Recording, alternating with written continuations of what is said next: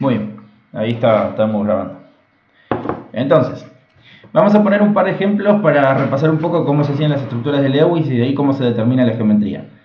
Voy medio rápido porque esto ya lo vimos mucho, pero si alguno tiene una duda, aprovecha y me frena, así repasamos cualquier cosa que quieran revisar. Entonces, esperen que todavía está llegando gente. Bueno, ténganme paciencia si se corta al principio porque cada vez que tocan timbre acá tengo que cortar y dejarlos entrar. Entonces, a ver, vamos a hacer una común que suele aparecer y que tiene varias cosas para mostrar. Supongamos que, y también vi que lo preguntaron en el aula virtual, que me piden hacer la estructura de Lewis del anión sulfato.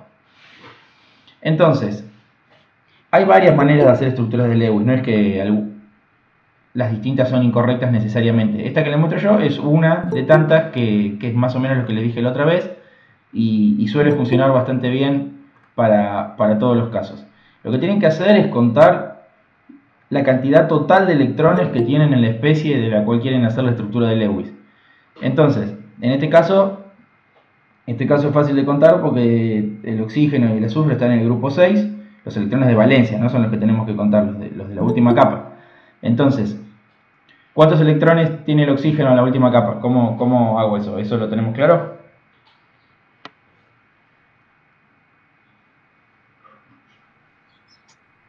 6. 6, muy bien. Y el azufre también, o sea que tenemos 6 del azufre más 6 por 4 de los oxígenos más, y estos son importantes, estos dos son los de la carga. Esto es un error común, se suelen olvidar de la carga. La carga va incluida en el número total de electrones. Si es carga negativa, tiene electrones de más, si es carga positiva, tiene electrones de menos, en el caso de un catión.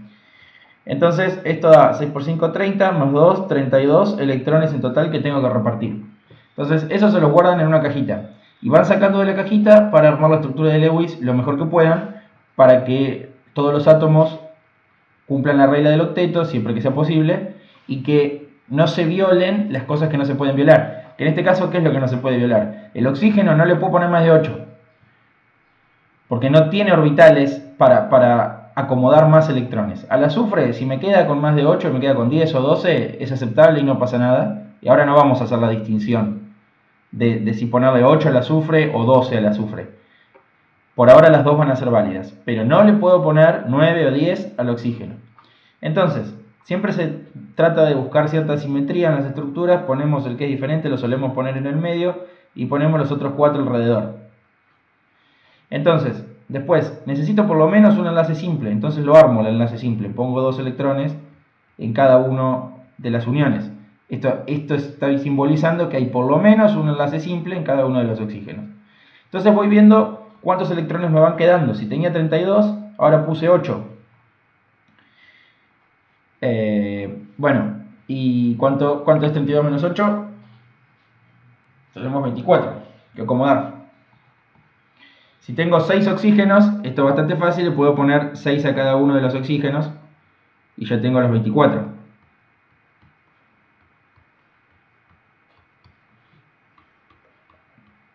Por las dudas, después revisen que la suma total de puntitos que pusieron les tiene que dar los 32 que tenían. Hay 8 alrededor de cada uno de los oxígenos, o sea que tenemos 8 por 4, 32, o sea que está bien. Lo que le falta, que es importante y lo tienen que poner siempre, es la carga. Lo ponen entre corchetes y a esto le ponen 2 menos o menos 2 o como le quieran poner. Esto ya está bien. Si alguno quiso armar más enlaces dobles y sacar este par de electrones de acá y ponerlos acá, fíjense que para los oxígenos siguen teniendo 8 y los azufres, este azufre ahora en este caso tiene 12. Esta estructura también es válida. Nosotros nos vamos ahora a decidir cuál es mejor. Las dos son válidas. Lo que no puedo hacer es ponerle más de 8 al oxígeno. Entonces, lo hagamos como lo hagamos. Esta es una estructura de Lewis válida, la anterior también. Ahora lo que tenemos que hacer es determinar la geometría molecular. Para eso se determina primero la geometría electrónica con la teoría de repulsión de pares electrónicos de valencia, y a partir de nuestra estructura electrónica y los átomos que tengan enlazado el átomo central vamos a sacar la geometría molecular. Siempre el que nos importa es el átomo central. Toda esta teoría de la TREPEV se basa en ver qué le pasa, cómo son las densidades electrónicas alrededor del átomo central. Entonces, los pares libres de electrones son siempre alrededor de, las densidades electrónicas, mejor dicho, son alrededor del átomo central. No nos vamos a centrar en las densidades electrónicas de los átomos que están alrededor del átomo central. Entonces, en este caso, no va a cambiarnos, en ningún caso va a cambiar la geometría, esto poner enlaces simples o dobles, porque están contando como una sola densidad electrónica. Así que haga esta estructura de Lewis o haga la anterior, tengo que llegar a la misma geometría. Me fijo primero, para determinar la geometría electrónica, me fijo las densidades electrónicas alrededor del átomo central. ¿Cuántas densidades hay? Vamos a ponerla con verde. Hay una densidad electrónica, 2, 3, 4. Estas son con verde. Entonces tengo 4 densidades electrónicas. Después tienen que tener la tablita, o si no se lo acuerdan de memoria es lo mismo, pero tienen que tener algún lugar o alguna regla que les diga cómo se acomodan mejor en el espacio tridimensional estas 4 densidades electrónicas de modo de estar lo más alejadas posibles una de otras. 4 densidades electrónicas, la forma en la que se ubican lo más alejado posible unas de otras es en un tetraedro. Entonces, acá ya puedo determinar la geometría electrónica. La geometría electrónica es tetraédrica. Esto quiere decir que si yo tengo el átomo central, que es el azufre, tengo una densidad electrónica, vamos a ponerlo así, tengo una densidad electrónica, tengo otra densidad electrónica así, otra por acá y otra hacia atrás. Y están ubicados en un tetraedro regular, donde el azufre está adentro de ese tetraedro. Y en cada uno de estos lugares están las densidades electrónicas. Ahora, después para la geometría molecular, todo lo que tengo que hacer es fijarme de todo eso, qué tiene enlazado átomos. En este caso, todo tiene enlazado átomos. Si todo tiene enlazado átomos, es decir, tengo que mirar en los pares libres ahora. En este caso hay 0 pares libres. No hay. Como no hay pares libres, la geometría electrónica tiene que ser igual a la geometría molecular. Y en este caso la geometría molecular también es tetraédrica. Y se terminó. Otra cosa que nos pueden pedir son los ángulos de enlace. Esto también tienen que tenerlo anotado o tener algún lugar donde consultarlo, si no se lo acuerdan, porque están basados en los cuerpos geométricos. Entonces siempre que sean regulares van a tener los ángulos que tiene la estructura geométrica regular. En este caso, si nosotros suponemos que todos los enlaces son iguales, como es el caso del sulfato, el tetraedro tiene que ser regular. Como el tetraedro es regular, los ángulos, si lo voy a escribir acá con palitos en vez de con... Si este es nuestro tetraedro, estos ángulos tienen que ser todos iguales, todos valen alfa. En el caso de los tetraedros regular, alfa vale 109,5 grados, porque eso corresponde a la figura geométrica. Ahora, podemos tener otro caso diferente. Y lo otro que queda determinar es la polaridad, que eso también nos lo van a pedir. Eso me había olvidado, la polaridad. Para la polaridad lo que tenemos que hacer es primero analizar, acá vamos a tener los oxígenos enlazados, ¿está bien? Tenemos que analizar un solo enlace primero y ver qué pasa con el momento dipolar, que es una magnitud vectorial de uno de los enlaces, y después sumarlos para toda la molécula.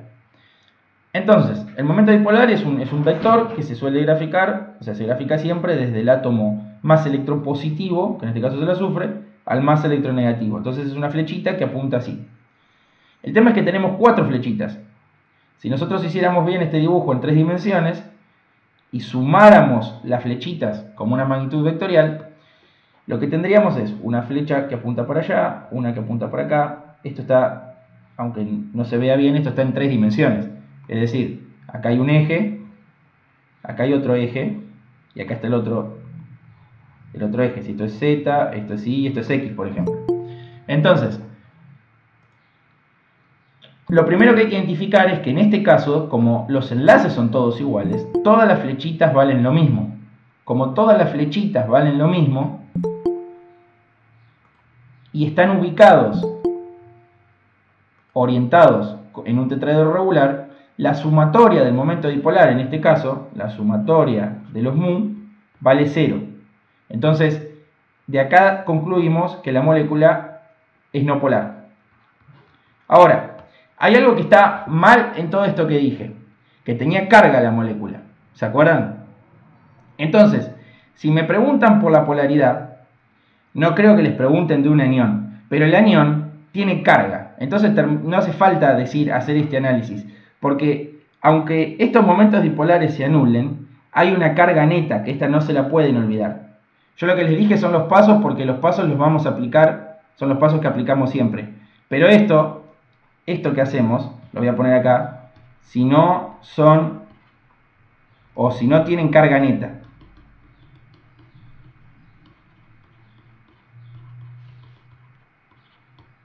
¿Está bien? Entonces, para el caso del sulfato, no lo vamos a hacer, porque ya tiene carga. Pero ahora vamos a ver cómo sería en un caso de que tiene carga. El procedimiento es el mismo, pero acuérdense que si tiene carga, no tiene sentido que yo diga que algo es polar o no polar si tiene carga neta. Si tiene carga neta es iónico y punto, se terminó la historia. ¿Estamos de acuerdo con eso? Sí. Muy bien, perfecto. Entonces, ahora vamos a ver un caso que no tenga carga para poder hacer bien esto. Entonces, si a mí esto me preguntan algo de la polaridad, este análisis en el caso de un anión no lo hago porque ya es un anión. El resto de los pasos se pueden aplicar. Supongamos que tengo el amoníaco. Hago lo mismo. El amoníaco tiene 5 electrones de valencia del nitrógeno más 3, tengo 8 electrones en total. Entonces pongo el nitrógeno en el medio, pongo los hidrógenos alrededor y ubico 8 electrones. Poniendo un enlace simple primero, y bueno, puse los otros dos alrededor del nitrógeno para que el nitrógeno tenga 8, y así también los hidrógenos llenan la capa de valencia con 2, y esto en principio es una estructura de Lewis válida. De hecho, es la única que pueden hacer acá. Entonces, de vuelta a lo mismo. Cuento las densidades electrónicas. 1, 2, 3, 4. Fíjense que estamos en el mismo caso que el anterior. Las densidades electrónicas son 4. Entonces la geometría molecular es la misma que la geometría electrónica es la misma que la de antes. Tiene que ser tetraédrica. Entonces tengo lo mismo. Tengo el nitrógeno. Y si yo solo miro qué pasa con las densidades electrónicas, están ubicados en un tetraedro regular como estábamos antes. Ahora, tengo que contar los pares libres. En este caso tenemos pares libres. Hay un par libre. Es estos que están acá. Esto cuenta como par libre. Entonces, si yo tengo un par libre 1, tengo que ver qué pasa con ese tetraedro. Ahora, imagínense que lo que tengo del tetraedro es que tengo enlazado solamente 4. Tengo un hidrógeno acá, otro hidrógeno acá, otro hidrógeno acá. Es lo mismo si ustedes lo quieren poner así. El hidrógeno puede estar acá o el hidrógeno puede estar acá. La cuestión es que hay 3. Vamos a ponerlo así que es más fácil de mirar. Y tenemos el par libre. Entonces, la geometría molecular, como tengo un par libre, tenemos una pirámide. Si yo no veo los pares libres, tengo una pirámide. No, estoy haciendo el tetraedro de vuelta.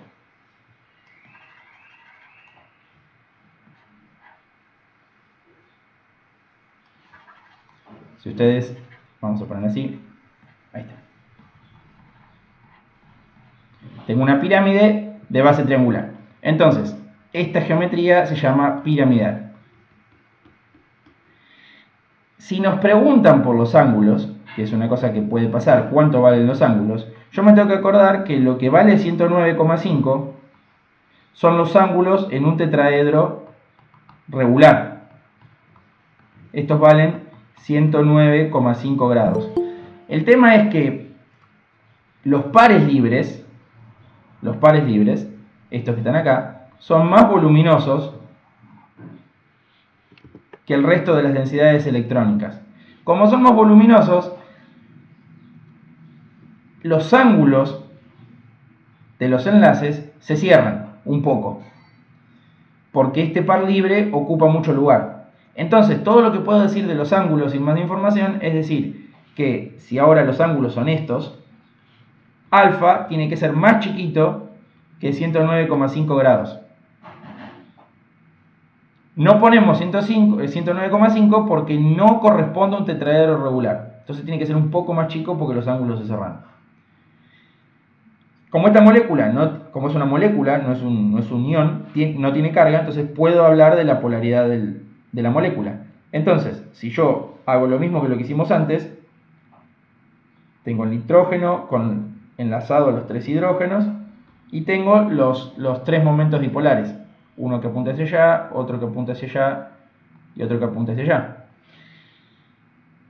Es evidente que una parte de las flechitas, es decir, si alguno hizo algo de física o en la escuela de suma vectorial y se imaginan que descomponen, no hace falta hacerlo bien del todo, pero más o menos tener una idea. Si imagínense que hay 3 personas que están empujando en estas direcciones, esto se termina moviendo hacia allá. Si hacemos la analogía entre el momento dipolar y una fuerza. La cuestión es que hay una parte de cada flechita, una componente de esos vectores de momento dipolar, que apunta en la misma dirección. Porque yo esto lo podría descomponer en una flechita que apunta por allá y una que apunta por allá. Este lo podría descomponer en una flechita que apunta por allá y otra que apunta por acá. Y este en una que apunta por allá y otra que apunta por acá. Entonces, todas tienen un pedacito de la flecha, una componente del vector que apunta en la misma dirección. Entonces, el mu es diferente de 0. Y la molécula es polar. Y listo. Eso es todo lo que de este tema. Con hacer eso es suficiente. ¿Alguno me quiere preguntar algo o sigo adelante con otra cosa? Yo creo que con el tema de los ángulos hay que ponerlos ahí, ¿no? ¿Cómo?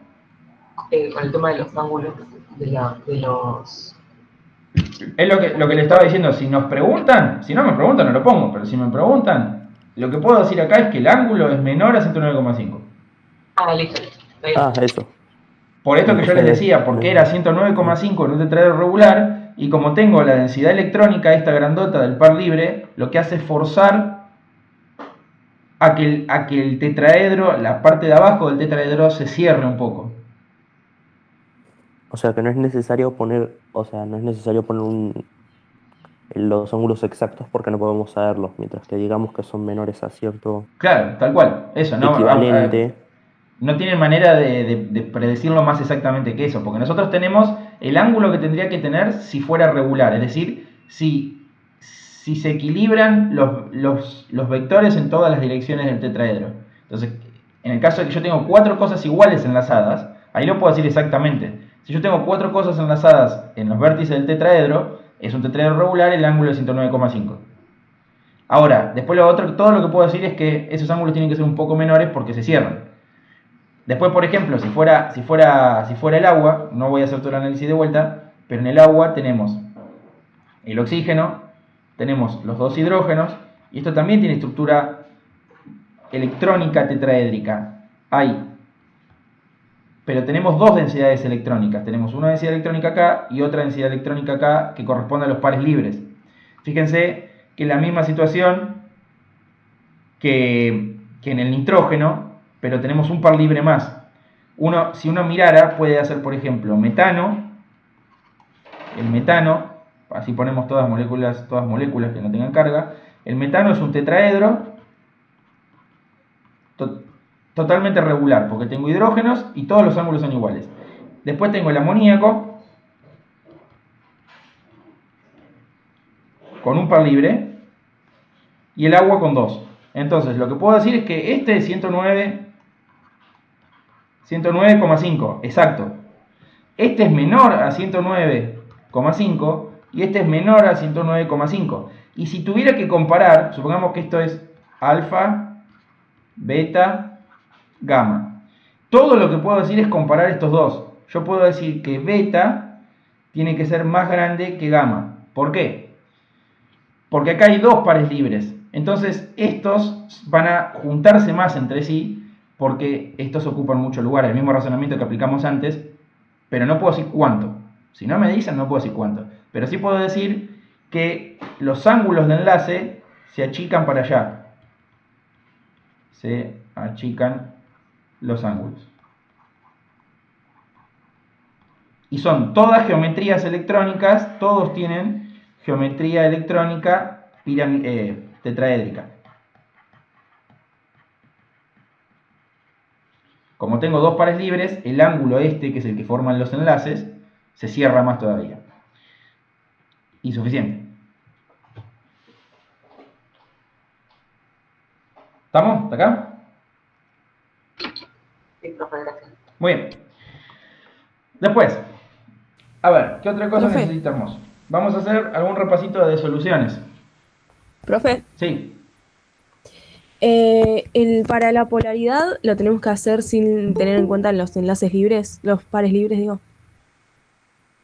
para la polaridad lo tienen claro, porque lo que importa para la polaridad es la suma de los momentos dipolares de los enlaces. El par libre está en el átomo central, pero no es un enlace. ¿Está bien? Acá hay un par libre, pero esto no es un enlace. Eso es simplemente el par libre de electrones. Los enlaces son Claro. estos tres. Entonces tengo las flechitas de momento, mejor dicho, los vectores de momento dipolar que tengo para sumar son 3 vectores. Bien, gracias. Ok. Lo que pasa es que van a influir en la polaridad de los pares libres, porque los pares libres son los que determinan, además de con las otras densidades electrónicas, son los que determinan la polaridad de la geometría molecular.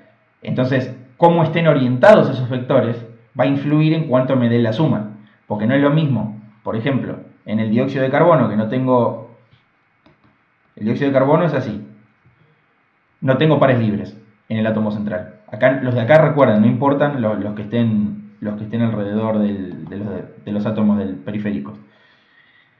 Acá tengo una flechita de momento dipolar que apunta para allá y otra flechita de momento dipolar que apunta para allá. Como este enlace es igual a este enlace, porque son indistinguibles, porque son dos enlaces dobles carbono-oxígeno, el mu de esta molécula es 0 y esta molécula es no polar. Pero que sea no polar es debido a que no tengo pares libres. Porque si hubiera un par libre acá, esto sería angular. Y donde esto es angular, las flechitas ya no se anulan. Porque si yo tengo dos flechitas para allá y las tengo que sumar, esto da una flecha que va para allá. Entonces, no tienen que ver directamente, pero influyen en la suma, porque es lo que determina la geometría. Pero no le ponemos flechita, eso sí, no le ponemos momento dipolar, porque no es un enlace.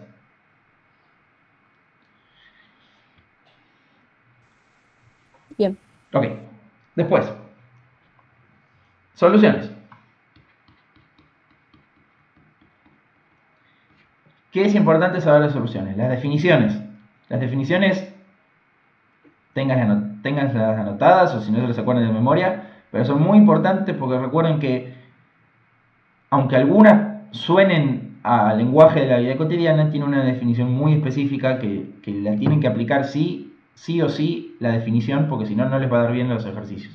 Entonces tenemos porcentaje, peso en peso, porcentaje, peso en volumen, porcentaje, volumen en volumen. Después tenemos, vamos a poner en frente mayúscula, molaridad y fracción molar.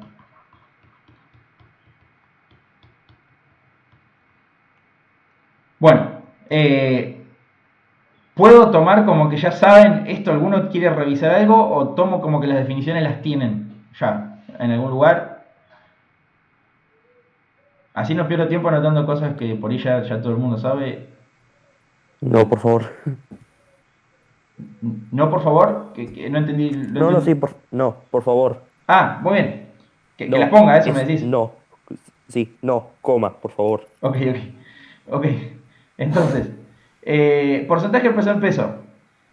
¿Cuál es la definición de esto? Esto es masa de soluto en 100 gramos de solución. ST yo le digo al soluto.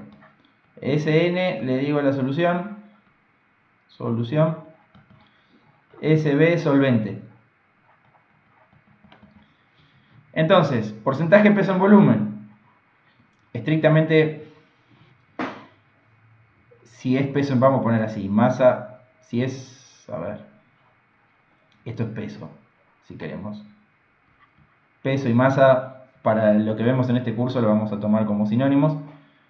Esto sería peso de soluto cada 100, como es volumen, mililitros de solución. Después volumen en volumen. Volumen de, esto voy a ponerlo, esto está en gramos y esto está en gramos. Volumen de soluto en mililitros cada 100 mililitros de solución. Molaridad son los moles de soluto en un litro de solución. La molalidad son los moles de soluto en un kilo de solvente. Y la fracción molar son el número de moles de la sustancia I que yo estoy considerando dividido el número de moles totales. Entonces, en principio esas son las definiciones. Profe, Sí, ¿me repetís el de fracción molar? fracción molar sí, vamos a ponerlo con palabras, así se entiende mejor. Vamos a poner fracción molar de la sustancia A, en este caso. Vamos a ponerle cualquier, porque esto es para, en general la fracción molar se usa cuando hay más de dos sustancias. Se puede usar para dos o para más de dos. Entonces cuando hay más de dos puede haber varios solutos, por decirlo de alguna manera. Entonces la mejor manera de escribir la definición es que la fracción molar de la sustancia I, porque puedo tener varias, es los moles de la sustancia I, moles de I dividido los moles totales. Esta definición es particularmente importante para las mezclas de gases, porque se usa bastante. Si yo tengo, no sé, supongamos el aire. El aire tiene oxígeno, nitrógeno, dióxido de carbono y otras cosas. Pero bueno, vamos a suponer que tiene esas tres cosas nomás. Entonces, si yo tengo hipotéticamente una mezcla que tiene 1 mol de oxígeno, 3 moles de nitrógeno y 0,5 moles de dióxido de carbono, la fracción molar, que se escribe con la X, del oxígeno es 1 dividido 1 más 3 más 0,5. La fracción molar del nitrógeno es 3 dividido 1 más 3 más 0,5. El denominador es siempre el mismo. La fracción molar de dióxido de carbono es 0,5 dividido 1 más 3 más 0,5. ¿Está bien? Sí, profe, gracias. Buenísimo. Entonces, en cuanto a la primera parte, las definiciones, porque sin eso no se puede hacer nada. Una vez que tenemos las definiciones,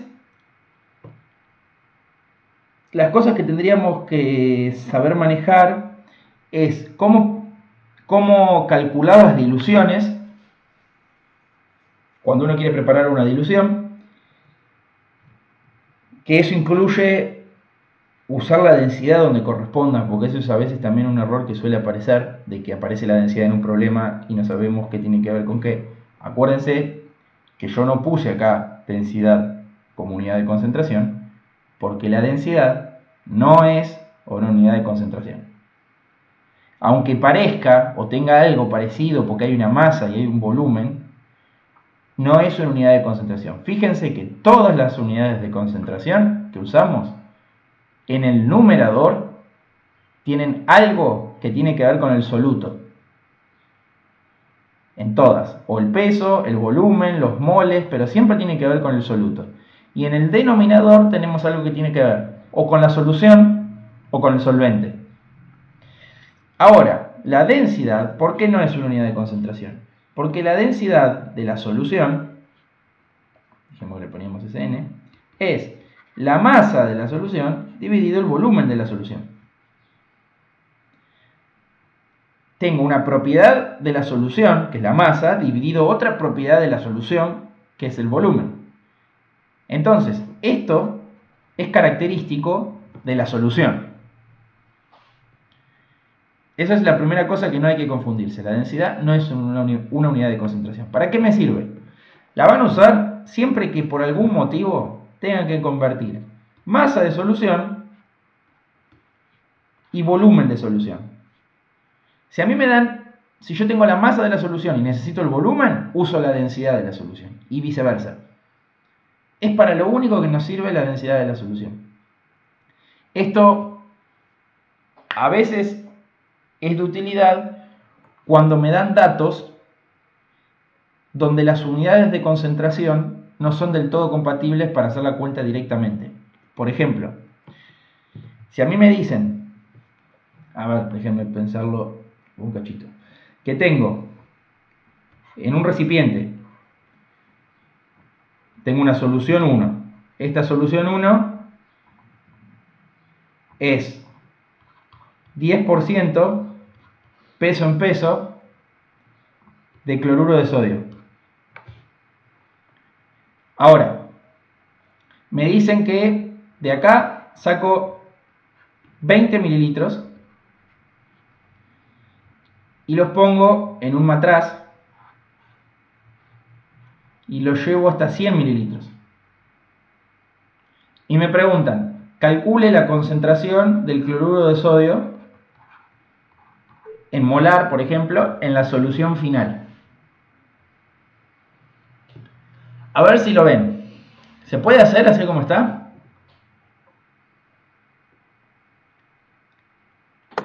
No, porque no sabes la densidad, entonces no sabes cuánto tenés. Muy bien, perfecto. Necesito, porque ¿qué sería lo que yo quisiera hacer? Tengo que averiguar cuántos moles de cloruro de sodio hay en la alícuota que saqué. Porque esos moles que están en la alícuota son los que van a ir a parar al matraz que le voy a echar agua. Para sacar los moles que están en la alícuota, el dato que tengo de la concentración está peso en peso. Todo lo que puedo decir es que hay 10 gramos de cloruro de sodio cada 100 gramos de solución. Esto está bien decirlo, pero yo acá abajo no puedo poner 20 mililitros de solución. Este es el problema, que uno no puede plantear esto. Entonces ahí que veo, quiero convertir masa de solución en volumen de solución. Recién ahí es para el único paso que sirve la densidad. Acá me tienen que haber dicho, la densidad de la solución es 1,1 gramos por mililitro. Si a mí me dan la densidad, ¿yo ahora qué puedo hacer? Lo que dije al principio estaba bien, cada 10 gramos hay 10 gramos de cloruro de sodio cada 100 gramos de solución. Ahora yo quiero saber a qué volumen corresponde 100 gramos de solución. Fíjense que estamos convirtiendo masa de solución en volumen de solución, esto que está acá. Para eso uso la densidad. Entonces digo, si 1,1 gramos de solución ocupan 1 mililitro, 100 gramos de solución ocupa X. Y hacemos esa cuenta, esto da 100 dividido 1.1, esto da 90,9. 90,9 mililitros. Entonces, ahora puedo reescribir esto que dije al principio. Esto estaba bien, pero no me servía para hacer la cuenta. Ahora puedo decir lo mismo, porque si 100 gramos ahora sé que ocupan 90 mililitros, puedo decir que los 10 gramos de cloruro de sodio que estaban en 100 gramos están en 90 mililitros. Entonces escribir que 10 gramos de cloruro de sodio están en 90,9 mililitros. Que esto es el dato que yo necesito, porque acá abajo la alícuota, ¿cuánto era que dijimos? Era de 20. Yo acá puedo poner 20, porque tengo la misma unidad. 20 mililitros, X. Y saco la masa de cloruro de sodio que hay en mi alícuota. 20 por 10 dividido 90,9. Eso da 0,22. 0... No, me equivoqué. Por 10. Ahora sí. 2,2. 2,2 gramos de cloruro de sodio. Entonces, después podemos fijarnos el peso molecular del cloruro de sodio, que vamos a mirarlo así en resumo.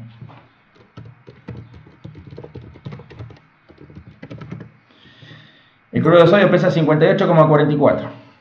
Entonces puedo decir que si un mol de cloruro de sodio pesa 58,44 gramos por mol, no, mejor dicho, gramos, 2,2 gramos son X moles, y sacamos los moles. El que esto ya le parece una pavada, hace directamente la masa dividido el peso molecular y listo.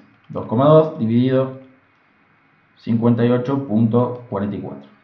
Esto da 0,037, 0,038, 0,038 moles. Entonces, ¿qué son estos moles? Son los moles que estaban acá, 0,038 moles de cloruro de sodio. La parte conceptual importante es que los moles que están en la alícuota son los moles que van a parar al recipiente de donde diluyo. Entonces, si acá había 0,038 moles, acá también hay 0,038 moles. Parece una pavada, pero es lo único importante de las diluciones. Que lo que me llevo, la masa o los moles de soluto que me llevo en la alícuota, están todos presentes en el volumen final de la solución. Entonces, ya casi estamos, porque tengo los moles que tengo de soluto y el volumen de la solución. Entonces ya puedo sacar la concentración. Si tenía 0,038 moles en 100 mililitros, o si queremos directamente en litros, en 0,1 litro, en un litro va a haber 10 veces más, o sea 0,38 moles. Entonces, la concentración de cloruro de sodio final es igual a 0,38 mol por litro. Y listo. Esto era simplemente para hacer hincapié en dónde usar la densidad. Si ustedes ven, la densidad vincula, mejor dicho, propiedades de la solución. Si en una de estas dos cosas hay soluto, ya no es densidad. No sé si más o menos se entendió o no. Pero bueno, díganme.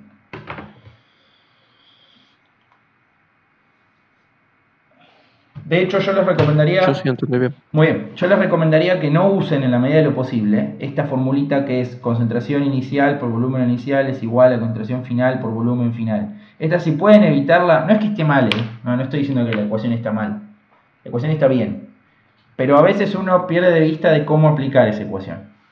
Si ya cada uno sabe, ¿no? Pero si ya la tienen clara y la quieren usar, úsenla. Si todavía sienten que están aprendiendo y que todavía les falta un cachito, no se lancen a usar ecuaciones que no saben muy bien cómo rellenar. Para mí es mucho más cauteloso proceder como hicimos antes, donde lo único que hicimos fue pensar cómo se movían los moles de la botella, los moles de soluto, de la botella inicial a la botella final. Y no hay manera de errarle así. Muy bien. ¿Qué otra cosa? Neutralizaciones.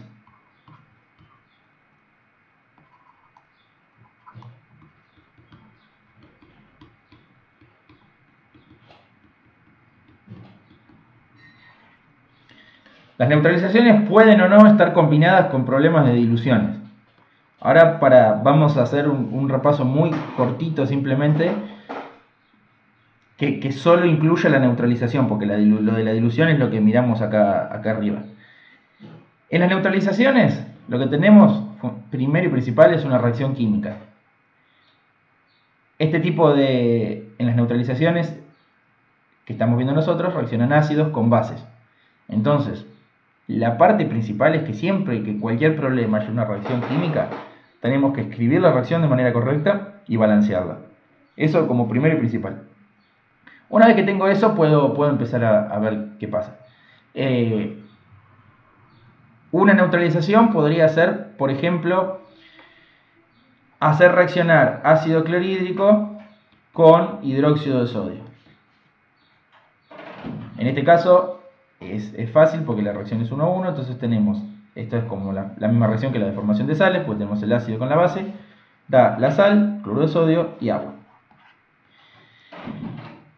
Las neutralizaciones se usan para realizar unas experiencias que se llaman titulaciones, que es lo mismo que lo que vimos en el TP del ácido acético. Revisen ese TP es importante para el parcial, así que traten de entenderlo. de las cuentas que hicieron. Los informes creo que la mayoría deben estar corregidos, así que mírenlos bien, practiquen las cuentas porque es importante. Este otro ejemplo que les muestro, un problema podría ser, por ejemplo, que me dan la concentración del hidróxido de sodio. Supongamos, ¿cómo sería la experiencia? Yo tengo en un matraz, perdón, en un Erlenmeyer, pongo 25 mililitros de ácido clorhídrico de concentración desconocida. Yo quiero saber cuál es la concentración del ácido clorhídrico. Entonces, supongamos, le agregan unas gotitas del indicador, fenolftaleína, que como está en medio ácido, porque hay solo ácido clorhídrico, se ve transparente y no vemos nada. Y desde la bureta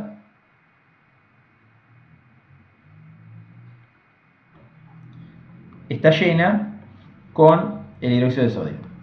Que siempre en los ejercicios o en los problemas de titulación, de uno de los dos compuestos tenemos que saber la concentración, porque si no, no tiene chistes. No puedo titular algo que no sé la concentración con otra sustancia que tampoco sé la concentración.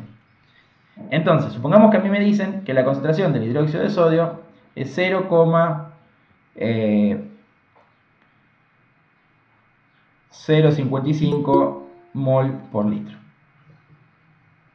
Entonces, ¿cómo se procede en la titulación? Tenemos el ácido, en este caso, el ácido siempre se suele poner al Erlenmeyer debido a que queremos ver el cambio de transparente a rosa. El indicador este se pone rosa cuando está en medio neutro o básico. Entonces, cuando nosotros vamos agregando el hidróxido de sodio va reaccionando con el ácido clorhídrico según la reacción esta que escribimos antes. Llega un punto en que el ácido clorhídrico se termina.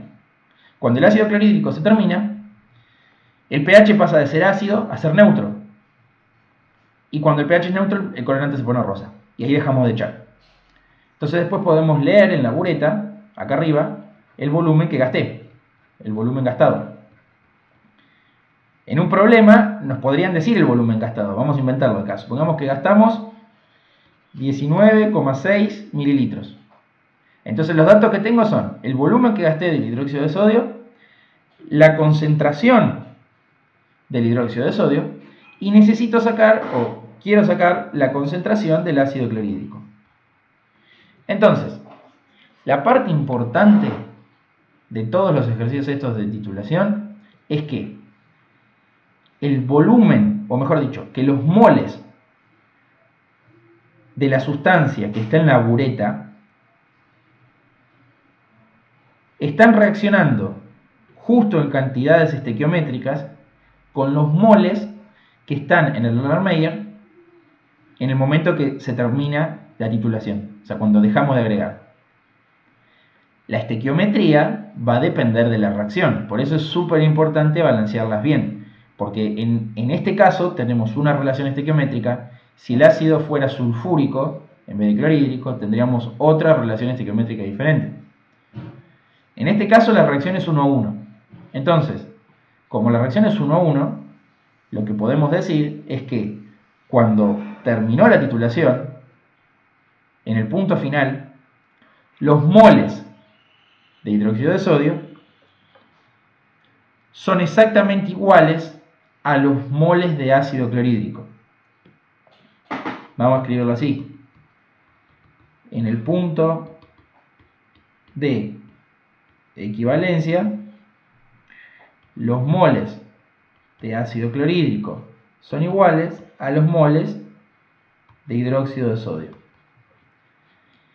Esto es así porque la reacción es 1 a 1. Si la reacción fuera,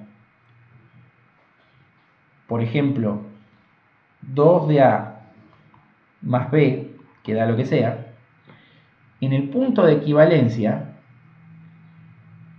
tienen que tener cuidado de cómo queda esta relación. Porque, ¿qué significa? Que yo necesito 2 moles de A para reaccionar con 1 mol de B.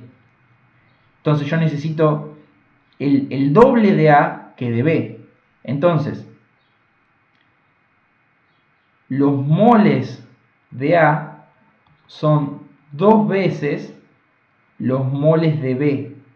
Esto es otro punto en donde se suelen confundir. Fíjense que cuando lo escribo así como ecuación matemática, este 2 no está con la A, está con los moles de B. Pero esa confusión se va si ustedes la leen en español. Yo necesito el doble de moles de A que de B. Eso se ve clarito de la ecuación química. Cuando lo escribimos matemáticamente tiene que decir lo mismo. Los moles de A son más que los moles de B. Esto leído en español es, los moles de A son 2 veces los moles de B. Que es lo mismo que estamos diciendo arriba, que necesito 2 moles de A por cada mol de B. Esto, si no me entendieron ahora, medítenlo, pero esto es importante cuando las reacciones no son 1 a 1. Si la reacción es 1 a 1, estamos como estamos acá, así que esto vamos a dejarlo aparte. ¿Se entiende más o menos esto que les quise mostrar acá? Sí. Muy bien. Entonces, tenemos que los moles de CO2... Sí.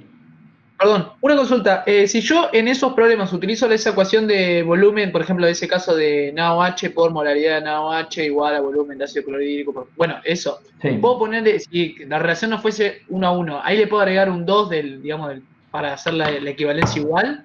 Mirá, habría que ver bien. Supongo que si vos pones el 2 en algún lugar adecuado, debe funcionar. Yo te recomiendo que no usen ecuaciones ya prefabricadas. Traten de... Son poquitas cuentas. No nos ahorra nada de tiempo, absolutamente nada de tiempo. Hay situaciones complicadas en las que hay que hacer muchas cuentas para llegar a la ecuación final, entonces por ahí sí conviene usar la ecuación preformateada. En estos ejercicios son tan cortitos que no van a ganar nada. Y van a perder en pensar los pasitos de cómo llegar. Probablemente si pones el 2 en el lugar correcto, la ecuación siga funcionando. Pero en vez de hacerlo con la ecuación ya prearmada, vamos a hacerlo para este caso. Después, si sobra tiempo, les muestro un caso en el que sea de 2. Todo lo que estamos diciendo es que los moles, que es la parte importante, que están acá arriba, en el volumen gastado, no en toda la bureta. La bureta puede tener 50 mililitros, pero la parte que yo voy a usar para comparar son el volumen que está en los 19,6 mililitros. O sea, estos moles de hidróxido de sodio estaban en el volumen gastado de 19,6 mililitros. Y estos moles de ácido clorhídrico estaban en la alícuota de 25 mililitros. Entonces, yo sé que los moles que están de ácido clorhídrico en 25 mililitros son los mismos que los moles de hidróxido de sodio que están en 19,6 mililitros. ¿Hasta ahí los convenzo? Sí. Genial. Entonces, estos no lo sé, porque los del ácido clorhídrico no lo sé, porque si ya lo supiera no tengo que hacer la titulación. Los que sé son los del hidróxido de sodio porque sé la concentración. ¿Cuántos van a ser los moles de hidróxido de sodio? Yo lo que tengo del hidróxido de sodio es la molaridad. Y yo sé que si hago, si lo queremos escribir con reglas de 3, ¿qué podemos decir? Habíamos dicho que el hidróxido de sodio era 0,055 moles de hidróxido de sodio en 1 litro de solución. O vamos a poner mililitros, nos va a quedar más cómodo. En 1000 mililitros de solución. Entonces, en 19,6 mililitros hay X.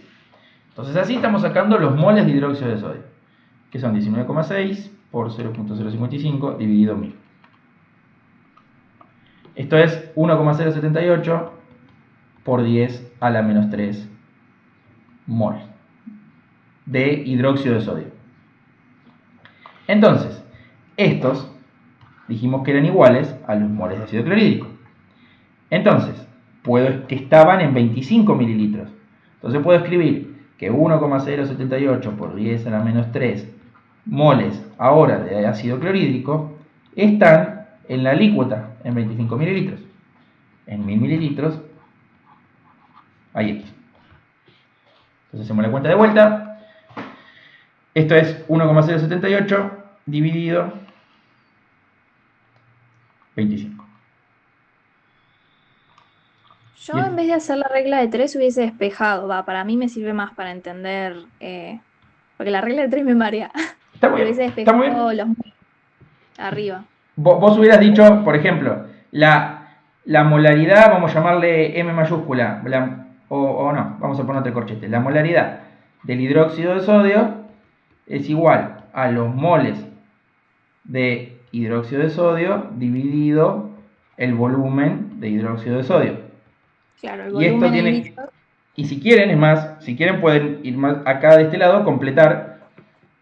Ustedes pueden reemplazar, despejar acá y poner que los moles de hidróxido de sodio tienen que ser igual a la concentración del hidróxido de sodio por el volumen del hidróxido de sodio. Y esto, ¿a qué era igual? Esto era igual a los moles de ácido clorhídrico. Si yo escribo la ecuación de la concentración del ácido clorhídrico, serían los moles del ácido clorhídrico dividido el volumen de la alícuota de ácido clorhídrico. Y ustedes pueden agarrar esto, como es igual a los moles de ácido clorhídrico, lo pueden reemplazar acá y pueden poner concentración del hidróxido de sodio por volumen del hidróxido de sodio dividido volumen del ácido clorhídrico.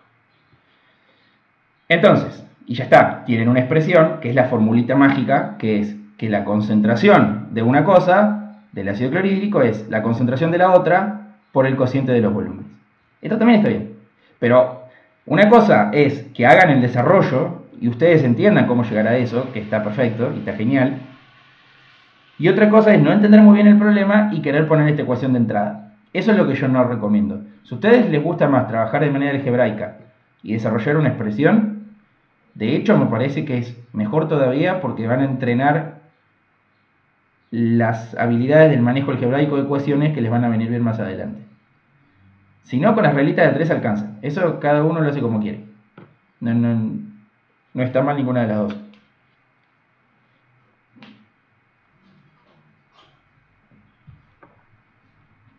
¿Más o menos? ¿Entendió? Sí. Muy bien. ¿Alguno quiere preguntar algo hasta acá?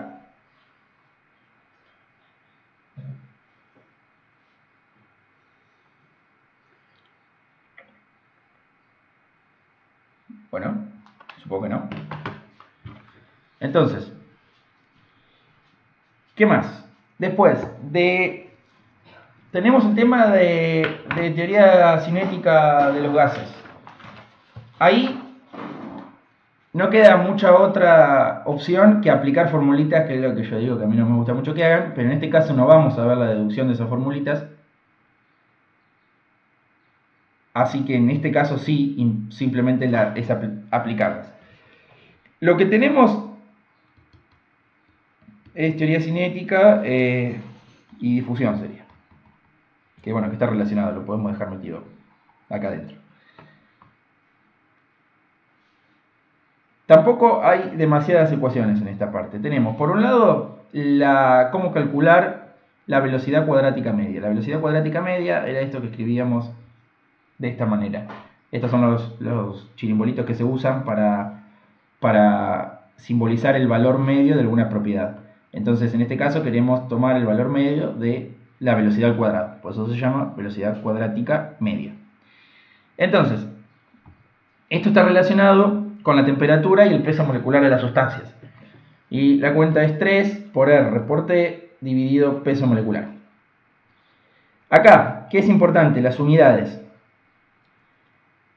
Repito, hay diferentes formas de hacer las cosas que no necesariamente, si ustedes hacen algo diferente a lo que yo les digo, significa que esté mal.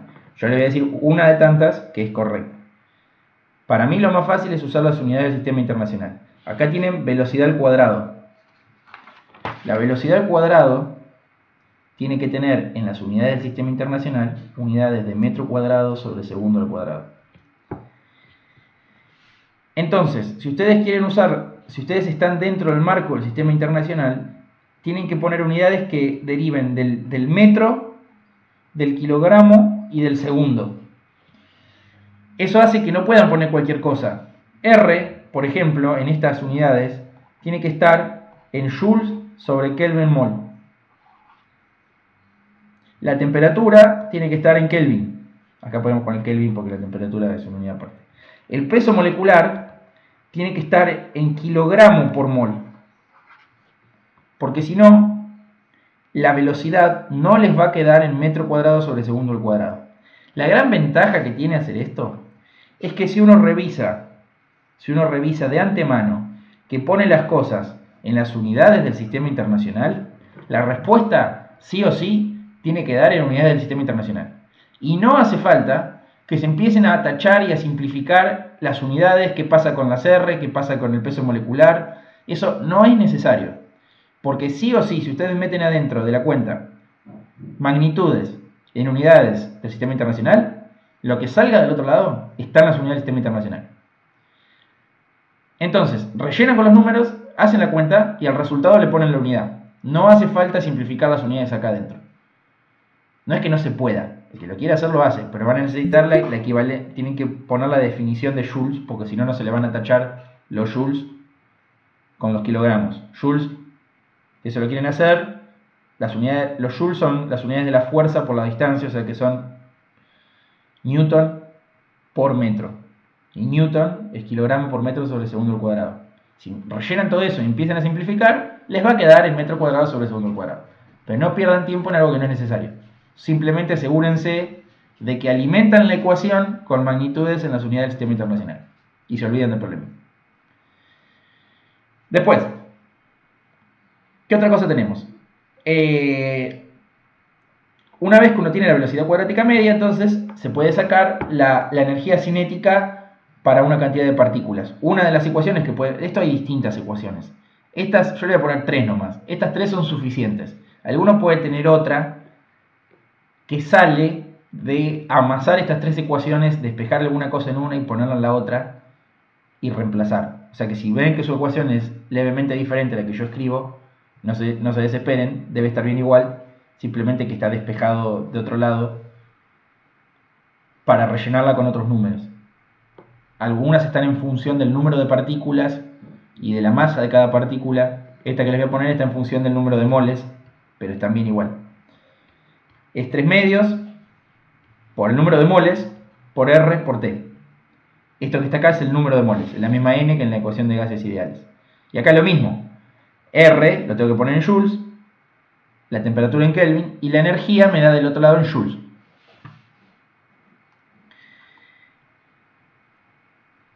Y por último, lo otro que queda que necesitamos es lo que se llama ley de difusión de Graham, que es Profe, una consulta. Sí. Esa energía cinética, pues me estoy mareando con los del seminario que eran por partícula. No es por partícula eso, ¿no? La No. energía cinética terrestre. Esta no es por partícula. Esta es para esta cantidad de moles. Bien, genial. Bien, Perfecto. bien. Si vos quisieras por partícula, todo lo que tenés Sí, que esa la hacer... tenía, por eso. Sí. Si vos querés la de una sola partícula, tenés que agarrar esta expresión, la que yo escribí acá, y la dividís por la cantidad de partículas que tengas adentro de ese número de moles. Y te va a dar la energía, en vez de para todas, para una sola. Porque acuérdense siempre que la unidad, Claro. la energía, cualquier tipo de energía, es una propiedad extensiva. O sea, yo tengo una partícula con una energía, ahora tengo 2, tengo el doble de energía. Tengo 3, tengo el triple de energía, si todas tienen la misma energía, ¿no? Entonces yo puedo agarrar, esta sería la energía total de todas las partículas, y dividirlas por el número de partículas y me va a dar la energía por partícula. Entonces, ¿qué le estaba diciendo? Después tenemos esto de la ley de difusión de Graham, que es si uno tiene un recipiente y el recipiente tiene un agujerito pequeño y acá tengo moléculas de un gas.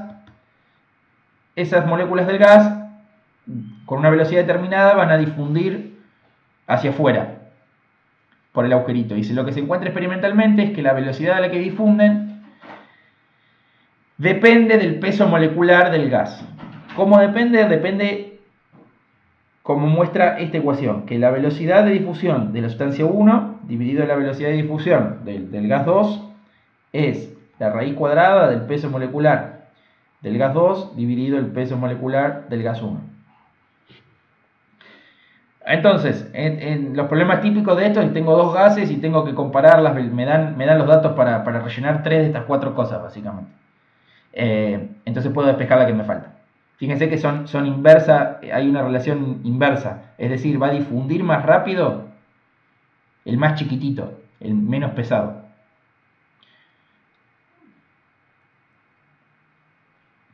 ¿Qué más? De esto creo que nada más. Hay otra cosa que puede ser importante porque a veces aparece. Profe, perdón. Sí. ¿Podrías repetir qué es cada variable de esa ecuación? ¿De cuál? De la de Graham. Ok. Esta es la velocidad de difusión del gas 1. Esta es la velocidad de difusión del gas 2. Este es el peso molecular del gas 1 y este es el peso molecular del gas 2. Gracias. Acá, en este caso, no importan las unidades. ¿Por qué no importan? Porque hay un cociente. Siempre que tenemos cocientes de dos magnitudes que son iguales, las unidades se cancelan. Entonces, yo puedo poner el peso molecular en gramos por mol en la de arriba. Obviamente tienen que usar el mismo en los dos casos, ¿no? En gramos por mol acá y en gramos por mol esta parte de acá abajo y se tachan. Y este lo puedo poner en kilómetros por hora y esto en kilómetros por hora y estos se tachan. Porque lo que sale de acá es una relación entre velocidades o una relación entre pesos moleculares. Acá las unidades no son determinantes mientras usen las mismas para los dos pesos moleculares y las mismas para las dos velocidades. En donde sí importan es en este tipo de ecuaciones. En estas otras, usen siempre la del sistema internacional. ¿Y qué más? ¿Qué más? Esto les quería decir. Porque a veces aparecen los ejercicios. A veces nos dan de un gas la densidad. Y tiene alguna utilidad ver cómo aparece o cómo poder expresar la ecuación de gases ideales en función de la densidad. Es una pavada de hacer, pero se los muestro porque a veces aparece. La densidad es la masa sobre el volumen de una sustancia. La ecuación de gas ideal es la que ya sabemos. Entonces, la forma de enganchar estas dos ecuaciones, que es lo que les quiero mostrar, es a través de la masa y del número de moles. Porque tenemos una relación más, que es el peso molecular, que es la masa dividido el número de moles. Entonces, es bastante trivial, pero todo lo que tengo que hacer, si yo quiero reemplazar el número de moles en esta ecuación, puedo poner que es la masa dividido el peso molecular. Y si yo despejo la masa de acá, es la densidad por el volumen. Entonces el número de moles es la densidad por el volumen dividido el peso molecular. Y ahora puedo agarrar este paquetito que es el número de moles y lo puedo reemplazar en la ecuación de gas ideal. Entonces P por B va a quedar R por densidad, por volumen, por temperatura, dividido el peso molecular. Estos volúmenes se cancelan y nos queda esta expresión. La presión es R por la densidad, por la temperatura, dividido el peso molecular. A veces es de utilidad relacionar la densidad de un gas con la presión. En cuanto a este modo de que me gustaría transmitirles de hacer las cosas, yo les recomendaría no se anoten esta ecuación para copiarla y usarla, sino que traten de entender el pasaje. Es una pavada, son dos renglones de escribir letritas y enseguida llegan, pero traten de entender el pasaje. Nada, de vuelta, es una pavada, pero a veces aparece, entonces se los menciono. Y después, ¿qué tenemos? Del tema gases, nos quedaría decir algo de gases. Recuerden que estas ecuaciones de la velocidad cuadrática media están aplicadas a gases también. Entonces, esta temperatura que aparece acá, si fuera necesario, uno la podría, si el gas se comporta como ideal, uno la podría relacionar con la temperatura de la ecuación de gas ideal. De hecho, en algunos problemas de seminario se podía hacer eso. Y funciona, no es una cosa loca. Lo que no tenemos que hacer nunca es aplicar la ecuación de gas ideal a otra cosa que no sean gases ideales, básicamente. Eso parece una obviedad, pero a veces uno se lo pasa por alto. si tenemos una ecuación, esto es la ecuación de estado del gas ideal, se llama. Es una ecuación matemática que nos describe cómo son las variables de estado de un gas ideal en función de otras variables. Entonces, esto es para gases que se comportan idealmente. En los problemas va a decir, suponga que el gas se comporta como ideal. Entonces ustedes ahí dicen, bueno, me están avalando usar esto. Pero más allá de los problemas del examen o del seminario, siempre sepan que uno cuando tiene un modelo matemático, porque esa es la parte que se tienen que llevar, no tanto la ecuación esta, que si uno tiene un modelo matemático que quiere usar para describir la realidad, ese modelo funciona bajo ciertos supuestos. Y me tengo que acordar siempre de que uso esa ecuación, de revisar si esos supuestos se están cumpliendo o no.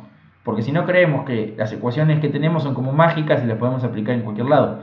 Y simplemente las ecuaciones son una forma de representar algo que estamos viendo en la naturaleza. Entonces no va a andar siempre. Probablemente ande en pocos casos. Entonces hay que tener muy presente que esta deducción o este resultado teórico que tengo en este caso, la ecuación de estado del gas ideal, solo sirve si se cumple esta lista de supuestos, que en este caso son los del gas ideal, que no hay interacciones entre las partículas, que el volumen de las partículas es muy chiquitito en comparación con, o cero, mejor dicho, y entonces se puede despreciar frente al volumen del recipiente, que los choques son elásticos. Si no se cumplen esos requisitos del gas ideal, para el gas que estoy estudiando yo, no puedo usar esta ecuación. Si me dicen que asuma comportamiento ideal, ya me están diciendo que sí, que la puedo usar. Entonces, y lo mismo, que también es una obviedad, pero por las dudas lo aclaro, no se les ocurre aplicar esta ecuación a otros estados de agregación. No se aplica a líquidos, no se aplica a sólidos, solo gases ideales. Entonces,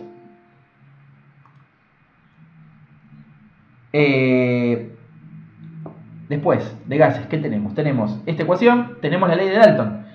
La ley de Dalton dice que si yo tengo un tacho y en el tacho tengo... Sí, Una duda. ¿Siempre te van a indicar que es un gas ideal en la consigna? sí. Ah, bueno. Si no, igual ya les aclaro, pregunten, va a haber alguien conectado, pregunten, porque por ahí se nos puede pasar y algún error siempre se puede pasar, pero si ustedes el problema no se los dice, no tienen forma de saber. Esa es la bueno. cosa. Profe, Sí, una pregunta. En la ecuación de teoría cinética, sí, la de velocidad media, sí, viste que vos pusiste 3 por R por T y dio el peso molecular. Sí. ¿Ese peso molecular va a ser de qué? O sea, del... el del ¿nos lo gas. dan como... Sí, pero ¿nos lo dan como dato? Depende del problema, o sea, si un problema puede ser, usted tiene oxígeno a, qué sé yo, 298 Kelvin. Entonces calcule la velocidad cuadrática media del gas. Punto. Listo. ¿Cómo hago? Voy a mirar el peso del oxígeno. El peso del oxígeno es 32 gramos por mol. Lo tengo que poner en 0,032 kilogramos por mol. Y ese número lo meto acá adentro. Claro. Yo tengo una que tiene despejada la presión de velocidad media. Puede ser, pero a eso iba. Eso no es que significa que esté mal. Eso está bien, pero si no la tienen esa, con las que yo les escribí igual alcanza, porque ustedes tienen la ecuación de gas ideal, que P por B es igual a RNT. Entonces, si ustedes despejan T de acá, despejan T, PB sobre R por N, es igual a T, pueden agarrar esto y meterlo acá adentro, si el gas se comporta como ideal. Pueden hacer eso. Y les va a quedar algo donde en vez de T, ahora aparece la presión, el volumen, el número de moles. Eso se puede hacer. Si ya tenés una que ya la tiene despejada, está bien, no pasa nada. Buenísimo, gracias. No, de nada. Yo como que les estoy anotando las mínimas indispensables que son suficientes, pero si ustedes ya tienen más ecuaciones y se quieren evitar el despeje, no es incorrecto. Yo a ver, por ahí que no se malentienda lo que quiero decir. No está mal que tengan anotadas todas las ecuaciones que quieran. Pero como sistema de aprendizaje me parece mejor si tienen las menos posibles y ustedes las amasan para llegar a las ecuaciones necesarias para resolver los problemas, que tener una lista muy muy larga en donde tengo que empezar a pescar porque no sé bien cuál usar, qué ecuación necesito. Si las manejan y se quieren ahorrar el trabajo pero las entienden, está perfecto, tenganlas anotadas. Eso cada uno se maneja como le gusta. Después. Profe. Sí. Ahí también en teoría cinética. Uh-huh. ¿Qué era R? R es la constante de los gases. Esta acá tienen que poner 8,314 joules sobre Kelvin mol. Porque la tenemos que poner en las unidades del sistema internacional. Si no, no nos va a dar en metro cuadrado sobre segundo al cuadrado. Acá no pueden, pero tienen que hacer un lío con las ecuaciones. No pongan 0,082 atmósfera litro sobre Kelvin mol. Eso es otra cosa, que ahora lo digo con lo de gases, pero para que ya quede claro. R es siempre R, es la constante de los gases. Nosotros podemos poner 8,314 joules sobre Kelvin mol, o podemos poner, acá dice Kelvin por mol, o podemos poner 0,082 atmósfera litro sobre Kelvin mol. Es lo mismo en otra unidad. En función de qué R use, me está diciendo cómo tengo que poner el resto de las cosas de mi ecuación. Esa es un poco la idea. Para gases ideales, aunque se puede, y no está mal, no solemos usar 8,314 joules sobre Kelvin mol, sino que usamos la R de abajo. Pero fíjense que eso dirige el resto de las unidades. Porque esto me dice que tengo que poner el volumen en litros, porque si no, no se va a tachar. Y tengo que poner la presión en atmósferas. Eso arma el resto de las unidades. La temperatura en Kelvin y el número de moles en mol.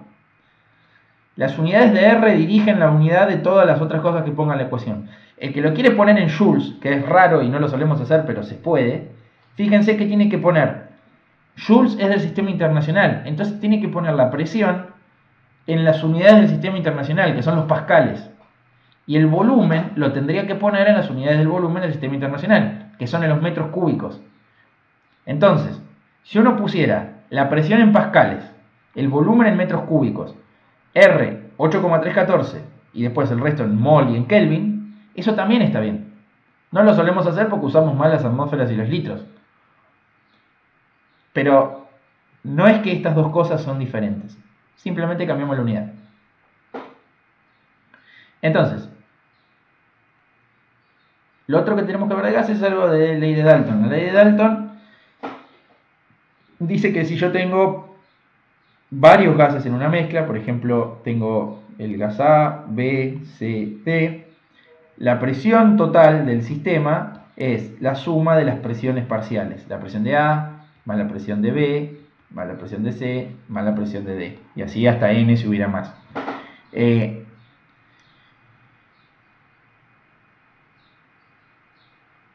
Si los gases se comportan, siempre asumiendo que los gases se comportan idealmente, puedo sumar las presiones parciales y me tiene que dar lo mismo que la presión total. Ahora bien, la presión parcial de cada gas, la presión parcial del gas A, la puedo sacar también haciendo la siguiente cuenta. Esto se puede deducir, no es muy complicado, pero yo ya les anoto acá el resultado. El número de moles de A dividido el número de moles totales por la presión total. ¿Que esto qué es? Esto es la fracción molar de A por la presión total. La presión de B, entonces, va a ser la fracción molar de B por la presión total. Eso a veces conviene tenerlo presente porque a veces sirve para resolver ejercicios. Después, creo que nada más. Esto es un poco muy comprimido y muy rápido lo que yo les quería comentar. Voy a cortar el video para que deje de hacerse kilométrico y charlamos todo lo que quieran.